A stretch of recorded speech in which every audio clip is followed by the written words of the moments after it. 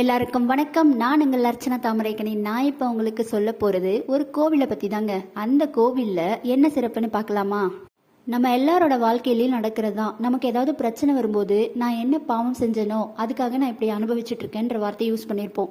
ஒருவேளை நம்ம செய்யலைனாலும் முன் பிறவியில் நான் ஏதாவது செஞ்சிருப்பேனா, அதனால நான் இப்போ அனுபவிச்சுட்டு இருக்கேனா அப்படி கொண்டு நினச்சிருப்போம். இல்லை நம்ம செய்யலைனாலும் முன்னாடி தலைமுறைகளில் இருந்தவங்கள யாராவது பாவம் செஞ்சிருந்தாலும் அது அடுத்தடுத்த சந்ததிகளை பாதிக்கும்னு சொல்லுவாங்க.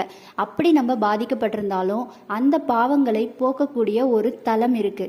அதுவும் நம்ம தமிழ்நாட்டில் இருக்குன்னு சொன்னால் நம்ப முடியுதா? அப்படி ஒரு தலம் இருக்குங்க. அது மட்டும் இல்ல, 21 தலைமுறைக்கான பாவங்களை தெரியாம பண்ணிட்டோம், எங்களை மன்னிச்சிடுங்க அப்படின்னு சொல்லி கேட்டா கண்டிப்பா வரம் கொடுக்கிற ஒரு கோவில் இருக்கு. யமதர்மனுக்காக அமைக்கப்பட்ட தலத்துல இது மிக முக்கியமான தலம். அதுக்கு ஒரு காரணமும் இருக்கு. அது என்ன காரணம், கோவில் எங்க அமைஞ்சிருக்கு, வேற என்ன கோவில்ல சிறப்புகள், இதை பத்தின முழு விவரத்தையும் நான் டிஸ்கிரிப்ஷன்ல கொடுத்துருக்கேன். லிங்கை கிளிக் பண்ணி பாருங்க. இந்த தகவல் உங்களுக்கு பிடிச்சிருந்தா நம்ம ஏடிஎஸ் ஹாப்பி வேர்ல்டு சேனலை சப்ஸ்கிரைப் செய்து கொள்ளுங்கள்.